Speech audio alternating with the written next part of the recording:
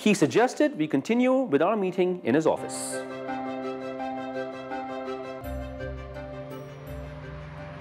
Yogesh, you live in a phenomenal area, greenery all around here, beautiful waterfall. How far is your office from here, by the way? Yeah, this is the Emirates Hills where you take a piece of land and then you construct upon it, and we did that in 2003. So, you know, where there was nothing, but suddenly this has, you're right, you know, it's become a beautiful area. Not far from my office, sometimes it takes 25 minutes, 30 minutes, but, you know, normally I average about 20 minutes.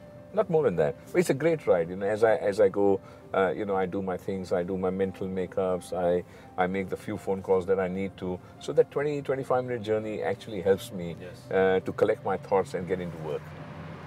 When did you make your first million? Well, as I remember it, it was one fine morning of some month, but in the year 1996. It's with great happiness and tremendous sense of achievement that I feel that the first million was made. And how long did that take you to make your first million? Yes, it was a journey of 5 years in Dubai. I came here in 1990, so the first million was made in 1995. So it took you 5 years to make your first million, and how did you celebrate when you made your first million? Well, it was together as a family. We thought that this was a huge sense of achievement. My family thought that we had all arrived. One of the friends was telling us that the lack of money causes unhappiness, but the abundance does not guarantee it. Do you think that's true? Well, money is required. I would say that, you know, many people said, you know, I don't have much money and I'm happy. Well, you can't just live on little money. Money is important, but just think, it's very easy if you understand when you don't have money, what it cannot do. So you think it in two ways, that if I had money, what would I do? And if I don't have money, where am I? So there's a big difference, and hence there should be a strive to earn money, but to retain money is another thing. To retain your wealth is another thing. This is my thought. Yeah, absolutely. So what do you do with your money? I think money should be spent well, money should be enjoyed with, and then there is the good work that can be done with money, helping others. What is on the anvil right now is to open a charitable institution, which is closer to my heart. And what is close to my heart? Children's education is close to my heart. And I would take great pains to educate a child. Then one child, maybe 10 children, maybe 100 children. And this is how a village becomes a city. And this is the enterprise that I would like to reach. I would like to help people around me. Giving is part of living, actually. That's phenomenal.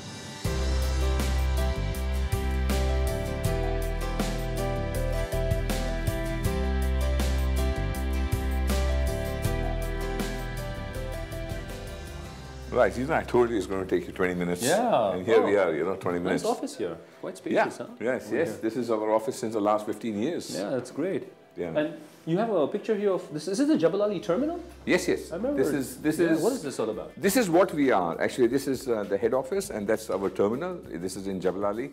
It shows our tank terminal, our drum storage, our drumming lines, our logistics office, and this is such an elaborate terminal. This is such a success story that we have, that we've got school children coming to this terminal to do safety exercises, and we teach them fire safety exercises in this terminal. I must tell you, I'll tell you more as we go inside, but you know, the drum storage is made in canopies, and you know, it is such a very scientifically done. So Yogesh, if the price of oil goes up, does it also mean the price of petrochemicals also go up or down in your business? How does it work?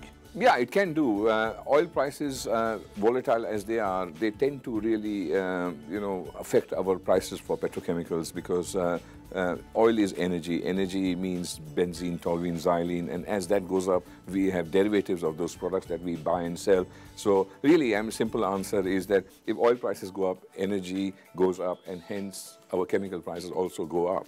But there are other factors also. Not everything is only depending on oil and then the price is moving up, because you have to consider the other factor about geopolitical things. The geopolitical situation is not really helping. What's the most valuable asset of your company, of Petrochem? Well, like anybody else in anybody else's company, people are our main assets. You may have seen some of our people in the company. These people have been groomed, they have been molded. There's an ethos in the company, and the ethos is do right, feel right, work right. So it is very important to do talent management in the company, and that in turn becomes your asset. In 1992, right out of my college, way back in Bangalore, I got a call from Yogesh asking me if I could join him back in Dubai. I just felt that this was the moment, and I just accepted the offer, and that's how I am. I think he's been my complete mentor. He is a very hard worker, and he demands the same of his people. And I think because of his charm and his mannerisms and his own style, he gets the work done out of everybody. Yes, he's a very busy man, and socially extremely busy, traveling-wise too busy. So the jobs are varieties. There's a lot of things that keep coming in. There's no prioritization from his side. But as far as I'm concerned, he just expects results, and he gives me my space to do it however I want it. He loves life, including very much his work. And that's his beauty. Good stuff. What is your current business philosophy of Petrochem? Rather, what is your personal business philosophy at the company?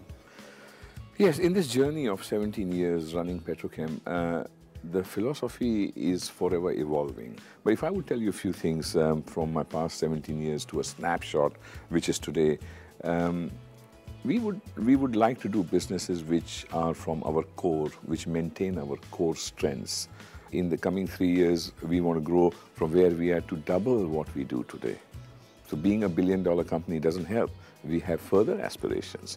The philosophy is to really nurture the future of our people, their manifestation, their happiness. You speak a lot about your people, but what drives you in your business? The personal passion to succeed is the biggest driver. What was the biggest failure that you ever experienced, and how did you handle it?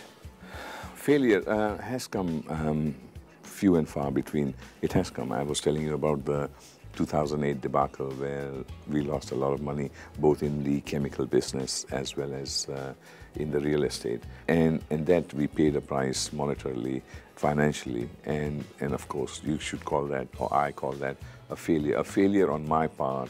2008, the last quarter was, I was seeing failure in my eyes. I was feeling failure over the horizon, and it troubled me a lot. How did you come out of that? We took strong measures. The first thing we did is that we never fired any of our people. The second thing we did, we never reduced anybody's salaries. But we took a few corrective measures. We understood the market correctly. We corrected the mistakes. We believed in the future. And luckily, the positions on the cargoes that we took came very right. Our people, I think they started working 25-hour days. Those people contributed to our success. And 2009 has been the most glorious and successful year in the history of my company. Now, going into the future, what's the vision for you 5 years ahead for you and Petrochem? Yeah, currently we have a 2015 program in place in the company, and we have to move slowly, but we have to move steadily. And if we do both, we will go well into 2015. It's been a very, very inspiring time to spend time with you. I like the vision you have for the future and for your people. They have very high regard for you. Wish you all luck and success for the future. Well, I thank you. You spent a day with me, and it's been very, very exhilarating. I wish that you do an interview for me once in a month, and we can meet That'll be great. regularly. We can do that. Thank you very much. God bless. Thank you. See you soon. Thank you. Thank you. So what is the secret to success? Well, there is none. Keep your feet firmly on the ground and aim high. This is your host, Anish Jagtiani. I look forward to seeing you next week with another Top Gun. Oh, he hates surprises. He wants to know what's happening, so he doesn't like to be in the dark. But he knows very well that I like surprises, so he tries to spring them up sometimes. We meet almost, you can say, occasionally, but not so often. But of course, once or twice in a month, we do meet.